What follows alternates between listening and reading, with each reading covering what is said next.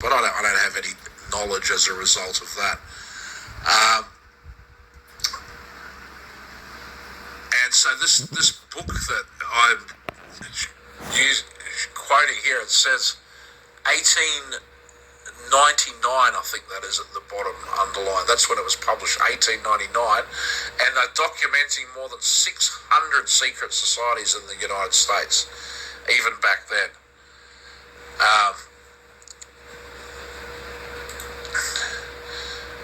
So secret societies colonised the frontier. Is that looking all right on the screen? Yep. Wonder why it's funny on my screen. Okay. So in 1899, there were 600 secret societies with about 6 million members in the United States, and the US population was about 76 million. So it's almost 1 in 10 people in the United States at the beginning of the 20th century was a member of a secret society. Now today, and back then of that 6 million, 1.4 million were Freemasons, and 1.2 million of those were in Canada and the US. So, it became an American-dominated secret society very, very rapidly, the Freemasons. By 2011, there were 6 million Freemasons around the world, of which 2 million are in the US. So that's nearly 1 out of 100. If you rule out the children population, it's almost 1 out of 100 people in the US still to this day as a members just of the Freemasons, let alone all the other churches and secret societies that there are. So this slide has got some interesting information. One of them being that in 1776, obviously we know that was the foundation of America as we know it today. But also that was the foundation of the Bavarian Illuminati and Phi Beta Kappa, the oldest fraternity. And all these fraternities have been set up on the same systems as Masonic lodges, as is things like the Boy Scouts. But also the Theosophical Society, they're saying, that was founded in 1776. Now, I don't know how that happens. I might have to see if Joe Atwell can come back on the show and help break that down for me, or somebody else. But I think Theosophy came a little bit later than 1776, so I'm not sure why this 1899 book has marked it that way. And then we have in 1760 the Grand United Order of Druids, the American Order of Druids. So Druids in America, what's that, 260 years just about they've been active there. And then I have I've added some other secret societies down at the bottom right of the slide. So Skull and Bones was founded in 1832. Century Club, which is sort of like the East Coast Bohemian Club, that was 1847. I should have put the Cosmos Club in this list. That's one that's definitely worth looking into. Cosmos Club in Washington, D.C. Bohemian Club, 1872. Fabian Society, 1884. Pilgrim Society, 1903. In the links to the notes of this slide, I've got links to all these different societies, and there's some amazing information. For example, the one on the Pilgrim Society is a huge link there. Royal Institute of International Affairs, 1920. Council on Foreign Relations, 1921. Bilderberg Group, 1954. Club of Rome, 1968. Trilateral Commission, 1973. The Order of the Red Cross, the Order of the Golden Cross, Knights and Ladies of Security, Columbus League, United States Benevolent Fraternity, National Union. I mean, you'd hear a Benevolent and Protective Order of Elks. You'd hear one of these names and you just think, it sounds like a pretty harmless type of thing, but just think how many of these things there are. And, coming down being based really on the Kabbalah, on Kabbalistic magic and working together as a cabal.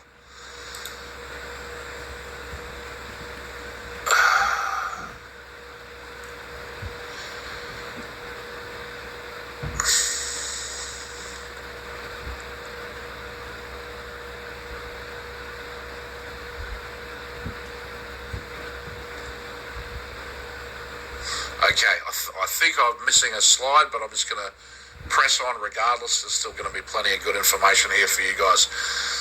But Bohemian Grove, it started in the 19th century, and it basically began a bunch of the journalists who wrote for William Randolph Hearst. They really needed to find rich patrons that they could live off, and it was hard for journalists to meet with these rich, wealthy patrons. So they decided to kind of organise a social club where they would mix artists and theatrical people with the leaders of the day. And so William Randolph Hearst was kind of like the honorary member and patron in the early days, but there was a time around, I think the time of Ambrose Bierce, where he was involved in, Hearst was involved in or accused of being involved in some sort of assassination plot. And so they basically asked him to leave the Bohemian Club, and he went and created his own one called The Family. And then the family can link into the Manson family, and also to Julian Assange and the cult that he was in as a kid. But that's getting a bit off topic for today. Helmut Schmidt, the German Chancellor, he went to Bohemian Grove, and he said that he'd been to similar Druid rituals in the Black Forest, but that this one, Bohemian Grove, was the most important grove. And they say in their sermon to this owl effigy, "O thou, great symbol of all mortal wisdom, owl of Bohemia, we do beseech thee, grant us thy counsel." So they're beseeching this owl, and their ceremony is about, they burn dull care. So it's like basically forgetting about the cares of the outside world and just not giving a care and having a great time. I mean, they do these extremely elaborate theatrical productions. You can see the photo of the one with the mushrooms, that are very phallic-looking mushrooms, and people dressed up as insects and stuff like that. That's from around the 1920s, I think, but there's full orchestras, and apparently it's like, from people who've been, they've described it to me as, imagine going to a Broadway show, but the production is only going to be for like one night, or maybe a couple of performances, and the budget is maybe 50% more than the Broadway show. So, it must be bloody spectacular. And they're also doing chanting and rituals. The Manhattan Project came out of this place at Bohemian Grove called the Chalet. So there is some kind of like permanent lodges and campgrounds. Oops.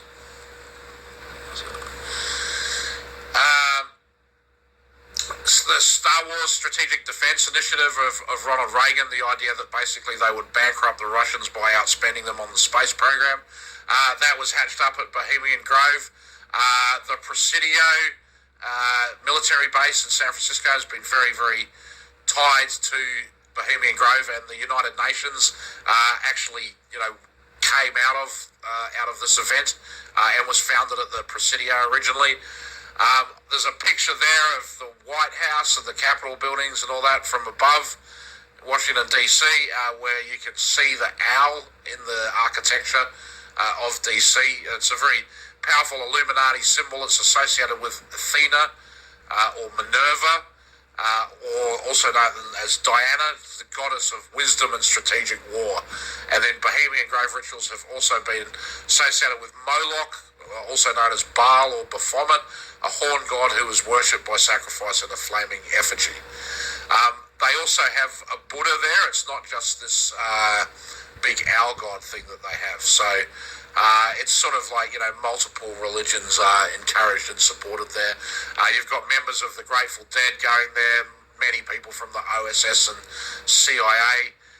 They have lectures. They have academics come in to give lectures. There's a lot of the wine families from the Napa and Sonoma region send people there. Mark Twain was part of it. Jack London and John Muir, they were all part of Bohemian Grove. The Bechtel family, they've basically built these nuclear plants all around the world. A private family that's massively wealthy and does these enormously important, quasi-military construction jobs, and they're also, one of the main families involved with the Boy Scouts, big Bohemian Grove people. And basically all the Republican presidents go there, although I don't believe Trump has been. I'd love to know if Trump has been there. And then there's a female version of it called Belizean Grove, which that started in 1999, I believe. And not a lot is known about that. I have met probably 3 women in my life who have claimed to have gone to it, and they sort of giggled and laughed and said it was a good time, but that's all I could get out of them. So anyway, so I guess it's good that the girls get one. Here is a photo of a dude at Bohemian Grove in wizard robes, druid robes, wizard robes, and he does have that pedo swirl symbol on him, but as I said earlier, I don't know that we can necessarily read too much into that. And then this is Helmut Schmidt in 1991 giving a lakeside chat.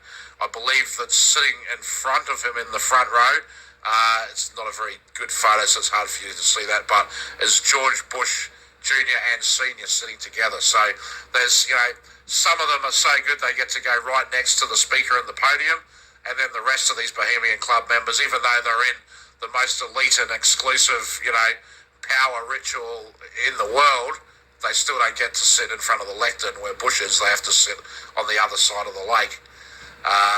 But, it still will be a pretty amazing thing to witness, I'm sure. Some more photos. Here is apparently a hanging or a mock hanging. There's a few photos like this available of stuff like this going on at Bohemian Grove. This is the great excuse to anyone who's not there. As I know, we would just play acting. It's just all theatre. It's just all ritual. And then, we've got the Bohemian Grove complete elite playset. I think that came from Reddit one day, that image. And then this other colour image of the ceremony and the owl that was taken by Alex Jones when he managed to get inside Bohemian Grove. So Bohemian Grove has been compared to Burning Man, not just by me, but Forbes magazine in 1999 said, Bohemian Grove made ritual burning wooden coffin under 40-foot owl helps relieve stress of running world. Burning Man burn wooden 40-foot effigy of man help relieve stress of running e-commerce. Well, that's pretty true. The residential camps, Caveman, Lost Angels, Burning Man, Spiral, Oasis, Hotel Beirut. That's a good point. They do have named theme camps at both these events. Cool perks, fellow campers know nuclear launch codes. Cool perks, fellow campers know where internet is going. Well, I think the crossover is such now that there's probably plenty of people at Burning Man who know the nuclear launch codes. Billionaire campers at Bohemian Grove, David Rockefeller, at Burning Man, Jeff Bezos from Amazon. So in 99, that's how Bezos was identifying and getting his cool factor. He was a Burning Man guy. I don't know if he still goes today, probably does. And then the motto of Bohemian Grove, weaving spiders come not here. The motto of Burning Man, no spectators. Well, it used to be. It's not so much anymore. So you've got an elite crowd of movers and shakers. At Bohemian Grove, it's men only. And at Burning Man, it's only 39% women. So majority men at Burning Man. Remote location for a summer camp adventure, outdoor fire and nature worship, theme camps, a ban on commerce, a basis in the arts and Bohemian culture, mixing lectures with revelry, a theatrical aspect with costumes, masks, drag, nicknames, druidic and Dionysian rituals, effigy burn, ritual ceremonies, robe, lamplighters, sacrifice. It's a high-end networking opportunity away from prying eyes, and many people attend both events, and they also go to Davos, Bilderberg, Summit, Singularity, and TED events. The elite get to let their hair down. It's, burning care, or it's burning the man. And then the non-elite can participate too. They could be an artist or a musician or an actor, a server or a chef or a Sherpa to entertain the wealthy people. And at Bohemian Grove, it's kind of a theme of jocularity. They have these hijinks and low jinx, and a jinx is actually a spell, so they're telling you right there that they're doing, magic spells and witchcraft at it. And at Burning Man, they have irony, it's like, oh, ha, ha, ha, we've dressed as the devil. Oh, ha, ha, ha, we have a contract to sell your soul for eternity to the devil that we got an actual lawyer to draft. Oh, ha, ha, ha, we're so funny and ironic, and Bohemian Grove can do that as well. It's like, well, it's true, we did come up with the Manhattan Project, but, Kissinger was wearing a dress at the time.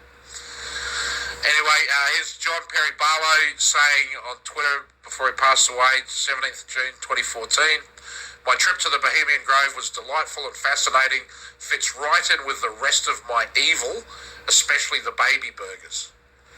Now, he's a funny guy.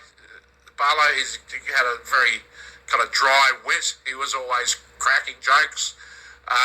So I sort of do see that as his humour. And this was before Pizzagate. This is 2 years before Pizzagate. So I don't know if anyone would make jokes today that they went to the Bohemian Grove and the evil was fantastic and they really enjoyed the baby burgers. But also, quite possibly, is that not a joke? Is that part of the revelation of the method that you get drunk on such a sense of power when you attend one of these things that you think, yeah, I can just tweet about it and nothing will ever happen to me because people will just think I'm kidding. I don't know. Another tweet from Barlow saying, I spent much of the afternoon, this is from Burning Man, in conversation with Larry Harvey, Mayor of Burning Man, and General Wesley Clark, who was here. So General Wesley Clark, former Supreme Commander of NATO in Europe, ran for president. He went to Burning Man with Barlow. They drove in together. They sat in the Exodus line for hours together, waiting to get in, and they camped together and everything like that. In fact, I think I even ran into them together at Burning Man, although I didn't know who Clark was until afterwards. But so you've got Grateful Dead people go to Bohemian Grove and saying that there's a bunch of evil and that they eat baby burgers. There's a long history of utopias kind of connected to these cults and to these secret societies. Sir Thomas More, he wrote a book called Utopia. He sort of, created the concept. And this is one of the ideas of Protestantism in 1516. We can move to a better world. Francis Bacon's New Atlantis was kind of a utopian idea, inspired the founding fathers, and that kind of seems to have come out of secret society as well. Bacon seems to have been very plugged into secret societies. The Hellfire Clubs with the link to the Postal Service, Benjamin Franklin, early internet. Before there was porn, there was the Hellfire Clubs. Thelema, Aleister Crowley's religion of Thelema, came from Rabelais' book Gargantua, where he talks about do as thou wouldst. So Crowley didn't, get this from an alien. He just ripped it off from someone else's book. The hippie communes of the 1960s, Stuart Brand said at one time they had tracked more than 10,000 communes across the United States. And they were connected together via letters to the Whole Earth catalogue, letters to the editor, kind of created a community sense. This was an early precursor of the World Wide Web. According to many of the people who lived through the time. Woodstock, where they had the original hippie festival, is sort of in the burned over district of the US, where a lot of cults kind of have emerged in that area to sort of the northwest of New York City. There's the Esalen Institute is in itself a type of utopia, but then it's also kind of spawned and given birth to a whole bunch of utopian cults as well. Theosophy Society built this palace in Los Angeles, in the picture there. That's it's not Los Angeles, I believe it's San Diego. Point Loma. You can see the kind of money that these societies have got. They're going to build a palace like this just to have meetings of their occult group, right? Like, there's just some serious bucks involved. Jack Parsons and the Agape Lodge, a Strange Angel TV show, if you can track that down, watch it. It's pretty awesome about Jack Parsons. He was a black magic occultist doing rituals, at one point being considered by Aleister Crowley as a possible successor as the head of the OTO, and working with L. Ron Hubbard, another naval intelligence guy who went on to found Scientology and was basically doing MK Ultra mind control experiments just without the drugs component of it. And these guys are all doing their magic rituals together in this house that they call the Agape Lodge. And then Parsons is going to Caltech and is working on the US rocketry program and what became JPL, the Space Exploration Society. The first rockets that he built, it's called a JATO, basically jet-assisted takeoff, and they were looking to put these things on the plane so that bombers, big heavy planes, could take off on shorter airstrips and then potentially even boats, which did happen later. And the way that he packed the explosive powder within the rocket, you can see this at the Smithsonian Air Museum, actually. You can look right inside it and see it. It's a pentagram. He put a pentagram inside every single rocket. So, this is the utopia of the space program, brought to you by a Satanist. San Francisco, since the gold rush, has always been utopia is what they're selling there. They're selling the dream, whatever the dream is. San Francisco will sell it to you. The Panama Pacific International Exposition, that's a photo of it at the very bottom of the screen there. If you're familiar with San Francisco's Marina District and the waterfront down there and Crissy Field and stuff like that, you'll be amazed to see this. Like, the only thing that's left is the Palace of Fine Arts, which is quite a spectacular, amazing building, but it was actually just one tiny part of a vast structure. Which, if you go look at that building and then imagine it stretching over the entire waterfront like that, it must have been quite a thing, quite a sight to see. So kind of amazing that they just built this after the earthquake and then they knocked it all down again and rebuilt it. The entire premise of the tech industry is a utopia, and the point of a utopia is mind control through magical thinking. And then you have Burning Man's Black Rock City, a world where everyone and everything is free. You can do whatever you will.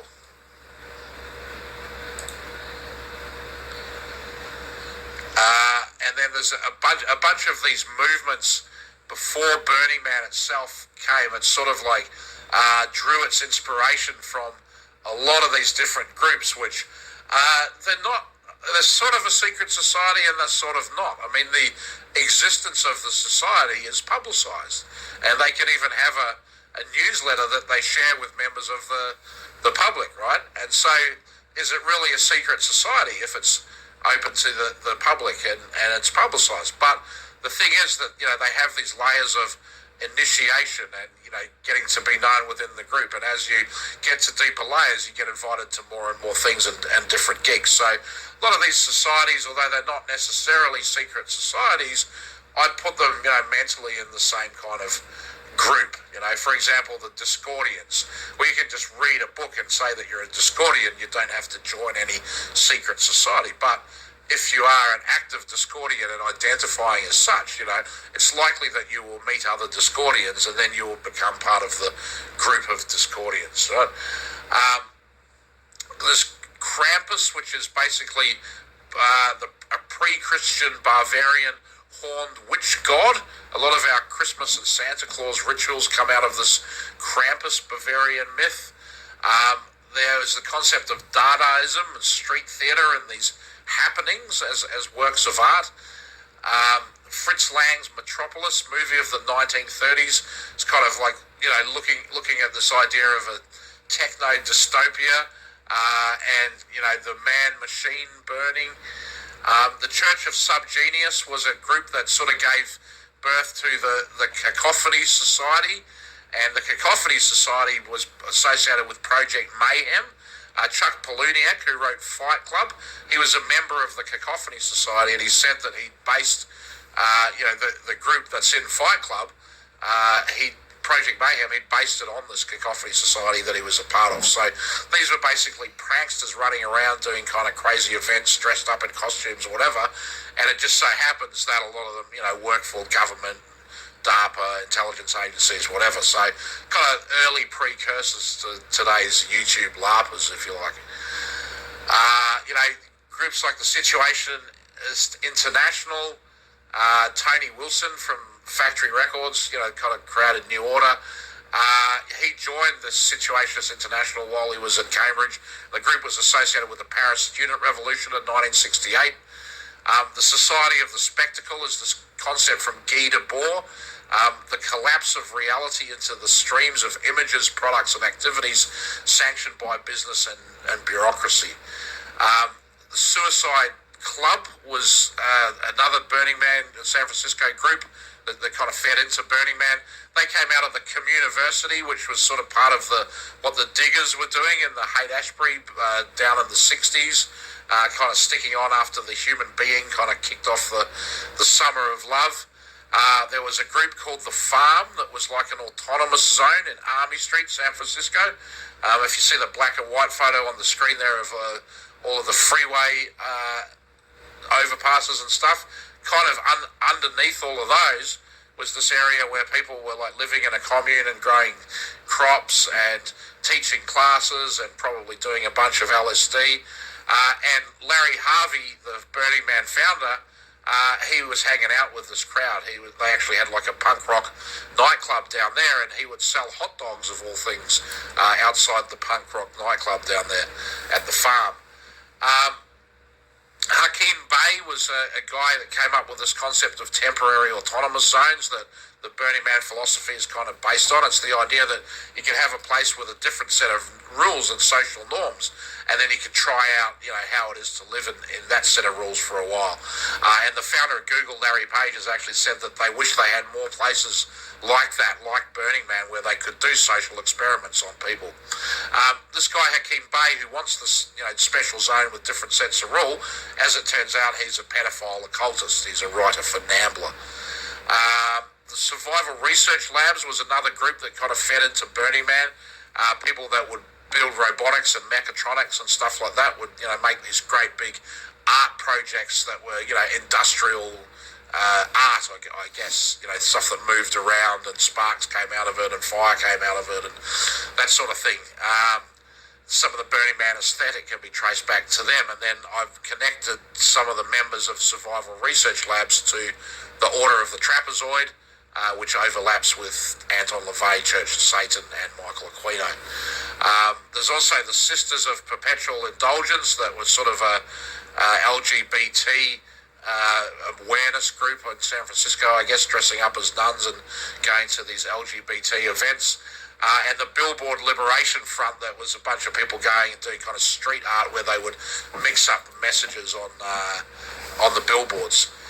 Howard Rheingold is here in a tweet. He's saying that the Cacophony Society kept calling and emailing the whole Earth. They were prescient and persistent. I just gave in and tried it. So he's basically saying how the whole Earth catalogue, of which he was the editor at the time, they got involved in promoting the Cacophony Society and the activities that became Burning Man. And then there's a police report there, I think it's from Portland, Oregon, about a bunch of Santas. Like, look out, people are dressed up as Santas going through the streets. Okay. So for some reason, I've got a bunch of slides that didn't come through on this. Damn it.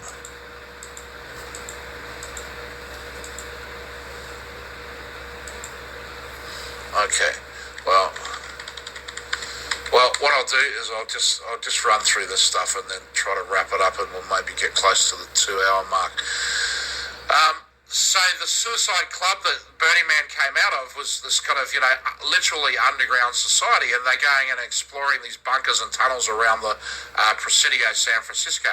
And there's all kinds of mushroom and drug-themed art, satanic-themed art, the devil in me, painted on the walls of these bunkers, LSD, Nazi symbols. The new groovers are here. There's candelabras, pentagrams. That's where these people are just hanging out. And there's, similarly, like a lot of these caves and stuff around the Napa area as well, because of the wine industry. A lot of the wine gets stored underground in caves. And so they were hanging out and infiltrating, fanatical movements and neo-Nazi movements, which kind of sounds like, what intelligence agencies would want to be doing. wild and wacky events. This is their newsletter for this Cacophony Society, the first ever issue in 1986. This guy Louis Brill, their family I think had an occult bookstore, and he was one of the very active early members of this Cacophony Society. There's a whole bunch of different spellings of it, but they didn't call themselves the Cacophony Society until the fourth issue.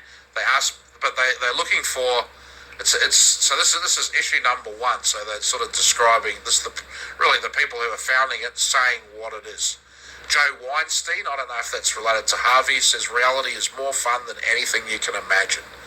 And then this guy, Lance Alexander, says, Rough Draft is a place where displaced extraterrestrials, dreamers, artists, urban necromancers, inspired game players, esoteric scholars, wandering spirits, playful adults, and wily children can explore their ideas and desires and present them without restrictions.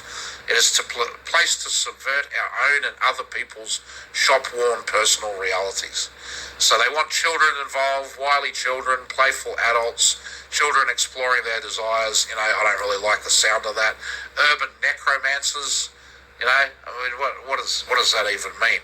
And then they say that it's extremely open-ended and invites active participation. So this became a thing about Burning Man as well. No spectators, no spectators. You have to become a participant. So, what I'm trying to show here is that Burning Man kind of came out of these secret societies and was being used as a way to feed people into these secret societies. And it says, we ask that no organised religious or political groups use Rough Draft to spread their fetishes and obsessions. We're not here to propagandise people. And that's sort of ironic because later Burning Man would actually employ a minister of propaganda and very clearly be there to propagandise people. And then, you can see that some of the visual stylistic things that were going on here kind of fed into the Wired magazine aesthetic that was being produced by people not too far away from that. They're talking about Madame Blavatsky, so this is promoting theosophy and the occult. Games of truth or dare, picnics, a day at the races. They're having a session on ritual lying. They will don neo-primitive costumes, assemble in a neo-tribal campsite to blur and recreate consensus reality with our own tales of great deeds and glorious adventures.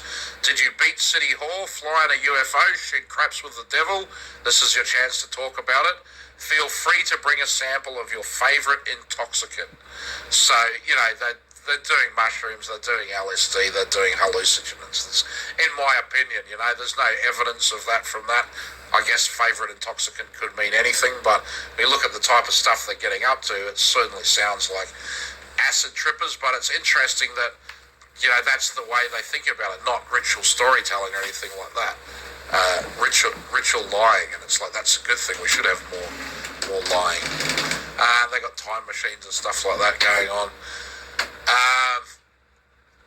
They're calling for a new dark ages. Look at all these skull motifs and everything. Answer the unknown. If you're tired of being the same person you were yesterday, if you're good at following instructions, if you don't mind being blindfolded, and if you enjoy talking to strangers, then this event is for you. It will begin around 7 p.m. and take about 2 to 6 hours, depending on the watch you are wearing. Discussion will follow after. So they would do stuff like take you to a thing, blindfold you so you didn't know where you were, and say that you have to step, put 1 foot forward in front of each other and hold the person in front of you and don't vary from those instructions. And then you get to a place to take the blindfold off and you just crossed some crazy bridge or chasm or something like that, where if you'd looked down, you probably would have died of fright, but because you did it blindfolded and in this episode of Trust, you did something that you might not have otherwise been able to. It's a lot of the stuff to do with, mind control and putting people in, unusual and uncomfortable situations and seeing how they respond. Do people just spontaneously come up with a bunch of stuff like this because they think, oh, that would be a fun LARP, to just blindfold everyone? Or is there something more sinister going on of testing, right? Of creating an alternative reality in which virtually anything is possible. And they're talking about mind-altering stuff. Eat the Dead. It says, we have obtained a variety of healthy, discarded human body parts from SF General Hospital and will use them in a feast fit for a cannibal king. We can almost guarantee that this will be a once-in-a-lifetime gourmet eating opportunity and a unique chance to confront and master your deepest inhibitions. Meet at Sam's, Trader Sam's on Geary. I'll be the one wearing the necklace of rat skulls. So, like a lot of this Burning Man stuff, are they being ironic? Is that a joke? Or is that real? I mean, it looks completely real to me, right? Did they actually get together and eat human body parts? And then they've got like a journey across the waters of oblivion to the Temple of the Living Dead, a suicide note writing workshop, more sessions of their ritual lying. These organisations are out there and they're recruiting people and they're looking for people that are a bit strange and a bit weird and don't really fit in socially, And so imagine their abilities now with the internet to recruit these type of LARPers for these things. This one here, this is Volume 1, Number 12, September 1987. It says the Cacophony Society is a loose-knit confederation of artists, mystics, Illuminati, tricksters, rebels without causes, and other inexplicable offbeat sorts. So they're telling you right there in black and white that this is the Illuminati, right? This is what's gone to create Burning Man, Bohemian Grove for the masses.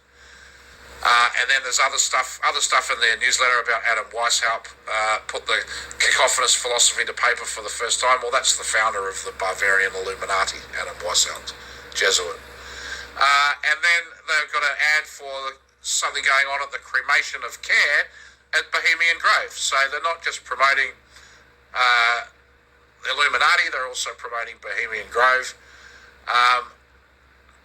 And they're talking about Oliver North is going to be there. He's going to be in the school play. Laboratory, it's survival research laboratories will be doing pyrotechnics at Bohemian Grove with material from Lockheed and Morton Thiokol. The guy Stephen Paddock from the Vegas shooting, he worked for that company, Morton Thiokol, around the time that this was going on. So that's just pretty crazy, right? Like these survival research labs, people are doing exhibits of their Lockheed Martin technology at Bohemian Grove, and this Cacophony Society that's the founders of Burning Man are going to it. They're also talking about a first digital church which will become one with zero. And they're talking about Bacchus, which is the Hellfire Club, ancient rituals, the ancient spirits of play and partycraft. Radical culture, rad cult. They're talking about after imbibing the necessary raw material, we'll embark on the rounds of downtown. So they get together and get dressed up and take a bunch of acid and trip around, That in itself isn't the end of the world, but I don't know. The whole sum of kind of what's going on with this stuff, I think, is kind of quite creepy, and I think that most people who go to Burning Man don't realise that it's come out of initiation rites of the Knights of Columbus and stuff like that, charter meeting of the Jism Society. And then this is the first time we ever see the words Burning Man, party with the Burning Man, party for the Burning Man, and they're also having a shredding party for Ollie. Oliver North is coming to the Circle Star Theatre in San Carlos. On the night before, we're going to conduct a preemptive strike with a Cacophony tailgate party in the theatre parking lot. From this command post, we shall deploy a volunteer team to place sensitive electronic listening devices around the building. As a diversionary tactic, we will conduct a public reading and destruction of secret documents from the back of a truck-mounted shredding machine. After these clandestine operations are complete, we shall all retire to the comfort of the mobile command post for a victory celebration. Suggested equipment, cameras, tape recorders, identification papers, a bottle of your favourite vintage, and $1 for expenses. The wearing of a full dress uniform will assure you a commanding position within the ranks. So they want LARPers to dress up as soldiers and go to this Oliver North speech and have a big shredding party, kind of making light of his entire involvement in Iran-Contra, right? Like basically throwing cover for the guy. And then I'm going to end on this slide today. I don't know what happened to my presentation. So